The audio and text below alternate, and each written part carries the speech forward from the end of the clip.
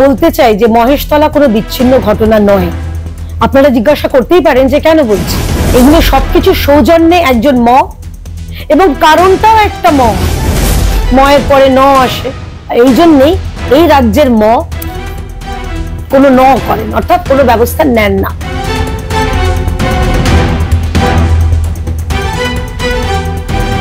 কেয়াদি, আপনাকে মাধ্যমে স্বাগত। ধন্যবাদ দিদি, মহেশতলার যে ঘটনা ঘটে গেল, কিভাবে দেখছেন বিষয়টা আপনি? প্রথম কথা, মাধ্যমের মাধ্যমে আমি পশ্চিমবঙ্গ এবং সমস্ত বাংলাভাষী দর্শকদের বলতে চাই যে মহেশতলা কোনো বিচ্ছিন্ন ঘটনা নয়। আপনারা জিজ্ঞাসা করতেই পারেন যে কেন বলছি। আপনারা যদি লক্ষ্য করেন, এটা একটা মডেল। প্রথমে দেখবেন এই পশ্চিমবঙ্গে হয়েছে মোথাবাড়ি অর্থাৎ মালদা, তারপরে হলো মুর্শিদাবাদ এবং পরে হলো মহেশতলা। এগুলো হচ্ছে সবকিছু একটা মডেল। মাঝখানে মমিনপুর হয়েছে।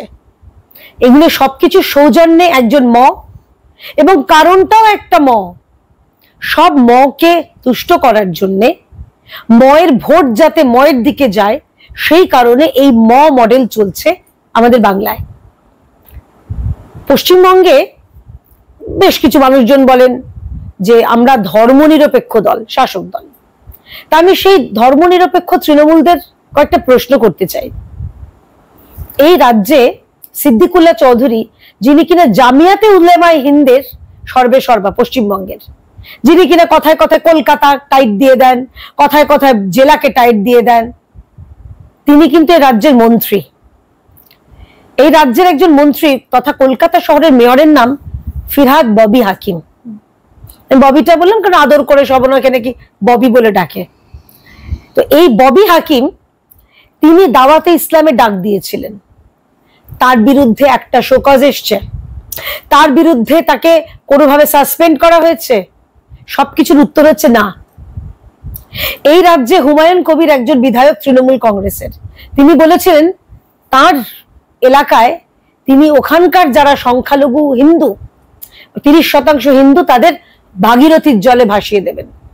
এমন একটা প্ররোচনামূলক কথা বলার পরেও তার বিরুদ্ধে দল কোনো ব্যবস্থা নিয়েছে?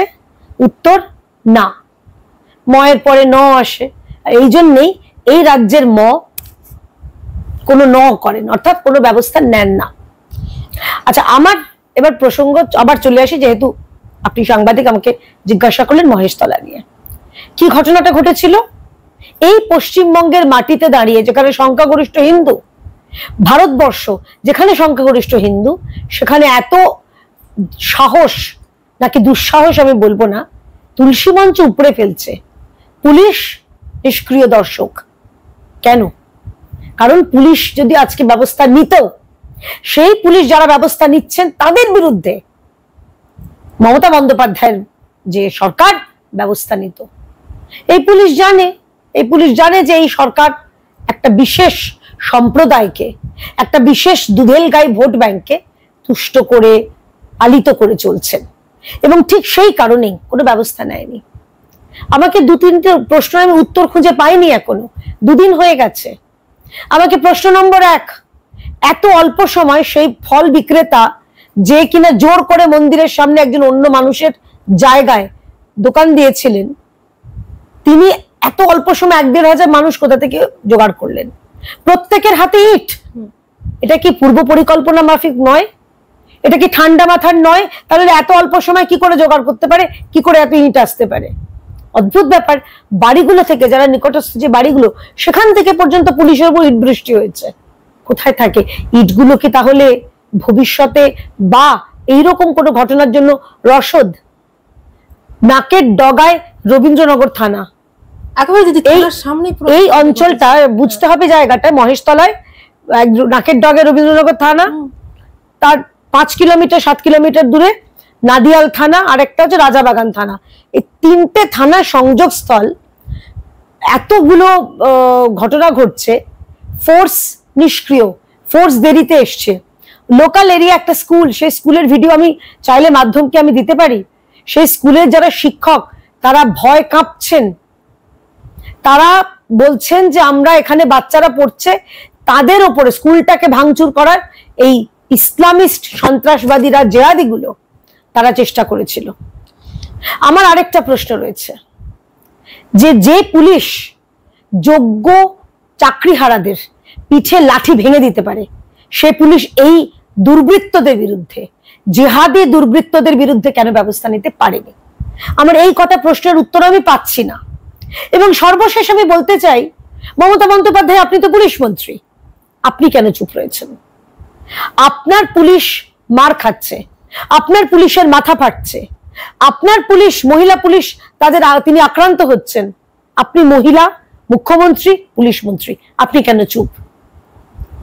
আপনার কি তাহলে ওই এক ব্যাপার, আপনি মুখ্যমন্ত্রী কম, দলীয় সুপ্রিমো বেশি, আপনি পুলিশ মন্ত্রী কম, আপনি দলীয় সুপ্রিমো বেশি, বা আগামী 26-এর ভোটের কথা ভেবে পুলিশ মার খাচ্ছে খাক, পুলিশের মাথা ফাটছে ফাটুক, কিন্তু আমার ভোট ব্যাংক আমার অটুট থাকতে হবে, সেইটা কি কারণ?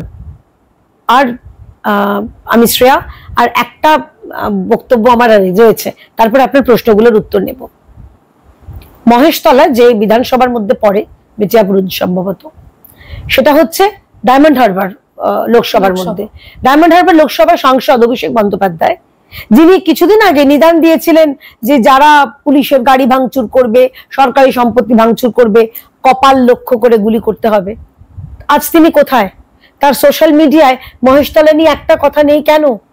কথায় কথায় যে দল হাতরাস উন্নাও যেতে পারে, তারা হাঁসকারিতে থাকতে পারে না, তারা মহেশতলায় থাকতে পারেন না, মুর্শিদাবাদে থাকতে পারেন না। মুর্শিদাবাদে প্রায় ঘটনার 20-21 দিন বাদে মমতা বন্দ্যোপাধ্যায় গেছিলেন, সব ঠান্ডা হয়ে গেছে। কোথায় তারা? আর এই যে এই মিথ্যে ধরপাকড় করা, একে তাকে আরএসএস বিজেপি বলাটা বন্ধ করুন। তার কারণ মুর্শিদাবাদে তো বলেছিলেন বহিরাগত, মুর্শিদাবাদে বলেছিলেন কখনো বিএসএফ, কখনো বিজেপি ইত্যাদি, সবাইকে দোষ দিয়েছিলেন। আমরা বলিনি। মাননীয় হাইকোর্টের যে তদন্তকারী কমিটি, তারাই বলেছে যে সেখানকার স্থানীয় বিধায়ক এবং সাংসদের স্বামী, যাকে প্রক্সি সাংসদ মেহবুব আলম, তাদের নেতৃত্বে ভাঙচুর চলেছে, লুটতরাজ চলেছে, এই মারধর চলেছে। আর এখানেও কিন্তু আমরা অন্তত এই শুধুমাত্র পুলিশকে রাজনৈতিক স্বার্থে ব্যবহার করে আরএসএস বিজেপি এগুলো করা বন্ধ করুন, কারণ রাজ্যের মানুষ জেনে গেছে আপনাদের আসল রূপ। অভিষেক বন্দ্যোপাধ্যায়, আপনি কি এখনো কপাল খুঁজে পাননি, নাকি এই কপালগুলো আপনার ভোট ব্যাংক বলে আপনার মুখ বন্ধ? এই প্রশ্নটা আমি করতে চাই। কিন্তু 2 দিন হয়ে গেল প্রায়, এখনো কিন্তু সাংসদ কিছুই বলেনি, আমি কি জানিও নি ওই এলাকায় এখনো পর্যন্ত। দেখুন, সাংসদ কি করে যাবেন? ওনার তো কোর ভোট ব্যাংক। বলতে হলে তো বলতে হবে যে যারা ইট ছুড়েছে পুলিশের দিকে, তাদের দিকে। উনি পড়ে গেছেন মহা সমস্যা আসলে শ্রেয়া। একদিকে ওনার পিসির পুলিশ, একদিকে ওনার নিজের কোর ভোট ব্যাংক। তো উনি হচ্ছেন কোন পথে যে চলি, কোন কথা যে বলি অবস্থা। তাই উনি ওই মাঝখানের থেকে স্পিকটি নট করার সিদ্ধান্ত নিয়েছেন। সেটা ওনার সিদ্ধান্ত হতেই পারে, কিন্তু ওখানকার যারা হিন্দু এবং ক্রমাগত, আজকে মহেশতলা তুলসীতলা হয়েছে, কালকে কে বলতে পারে আপনার বাড়ি তুলসীতলা হবে না? এই প্রশ্ন এই রাজ্যে থেকে, যেখানে সংখ্যাগরিষ্ঠ হিন্দুরা নিরাপদ নন, তারা প্রতি মুহূর্তে ভয় ভয় থাকছেন, এইটাই কি আপনার এগিয়ে থাকার মডেল, এগিয়ে বাংলার মডেল? এইটা আমার প্রশ্ন আছে। দিদি, এই যে আমরা মুর্শিদাবাদ থেকে শুরু করে মহেশতলা, এই যে পুলিশের ব্যর্থতা বারবার আমরা দেখতে পাচ্ছি, কোথাও গিয়ে তো সাধারণ মানুষ পুলিশের প্রতি বিশ্বাস হারিয়ে ফেলছে। পুলিশের এই ব্যর্থতারই কিভাবে দেখছেন আপনি? পুলিশের ব্যর্থতা তো তখনই প্রমাণিত হয়ে গেছে শ্রেয়া, যেদিন পুলিশের স্ত্রী এবং মাকে অনুব্রত মণ্ডল যৌন প্রস্তাব দিয়েছেন, নোংরা কথা বলেছেন, তাদেরকে যৌন ইঙ্গিত করেছেন, তারপরেও পুলিশ চুপ। পুলিশ সেই পুলিশের বিরুদ্ধে যার স্ত্রী এবং মাকে আক্রমণ করা হয়েছিল, উদ্দেশ্য করে বলা হয়েছিল, তার বিরুদ্ধে ব্যবস্থা নিচ্ছে। আমি খালি পুলিশ ভাইদের একটা কথা বলতে চাই, অনুব্রত মণ্ডলদের মতন বর্বর, মানে মানুষ বলবো কিনা জানি না, মনুষ্যতর জীবকে যদি আজকে ছেড়ে রাখেন, কালকে কিন্তু লিটন হালদারের মা স্ত্রীকে বলেছে, আজকে এটা কিন্তু আজকে আপনার বাড়ির পরিবারের মহিলাদের দিকে উদ্দেশ্য হতে পারে। তাই এই যেই মানুষটার বাইরে থাকার কথা ছিল, বাইরে থাকার কথা নয়, যাকে হিড়হিড় করে আপনাদের গারদে পড়ার কথা, তাকে বাইরে রেখে আপনারা নিজেদের পরিবারকে বিপদের মুখে ফেলছেন। আপনাদের জন্য যারা যখন ডিএ বাড়বে, সে ডিএর মানে ফলাফল তো আপনারাও পাবেন। যারা ডিএর আন্দোলন করে তাদের আপনারা জেলে ভরেন, তাদেরকে মারধর করেন। যারা শিক্ষক যোগ্য চাকরি হারিয়েছেন ঘুষ দিতে পারেননি বলে আপনারা তাদের আক্রমণ করছেন। আরে আপনার বাড়িরও তো ছোট ভাই বোন থাকতে পারে যারা এই তালিকায় আছে, থাকতেই পারে। তাই আপনাদের বলছি, এই যোগ্য শিক্ষকদের পেছনে লাঠি না ভেঙে এইরকম মমিনপুর থেকে, মহেশতলা থেকে মুর্শিদাবাদ, এই দুর্বৃত্তদের পেছনে যদি লাঠিটা ভাঙতেন, ওই শাটারওয়ালা দোকানে না লুকিয়ে, তাহলে কাজের কাজ হতো। তো পুলিশ এই রাজ্যে, আমি মনে করি না পুলিশ ব্যর্থ, পুলিশকে ব্যর্থ করে রাখা হয়েছে, সরকার রেখেছে। কারণ সরকার চায় না যে এই পুলিশ যারা দুর্বৃত্ত, কোর ভোট ব্যাংক, দুধেল গাই, তাদের বিরুদ্ধে কাজ করুক, তাদেরকে কোনো সাজা দিক। মহেশতলার এই যে পরিস্থিতি যেভাবে ঘটছে, যা যা ঘটলো, তারপরে কতটা আতঙ্কের এটা বাংলার ক্ষেত্রে? দেখুন, ভারতীয় জনতা পার্টি আমরা স্পষ্ট বার্তা দিয়েছি। আমাদের নেতা রাজ্য সভাপতি সুকান্ত মজুমদার, আমাদের বিরোধী দলনেতা শুভেন্দু অধিকারী, আপনারা দেখেছেন গতকাল সুকান্ত মজুমদার, জ্যোতির্ময় সিং মাহাতো, জগন্নাথ চট্টোপাধ্যায় সহ আমাদের সমস্ত নেতৃত্ব, তারা তাদের লকআপে পড়া হয়েছিল, তারা প্রতিবাদ করতে গেছিলেন।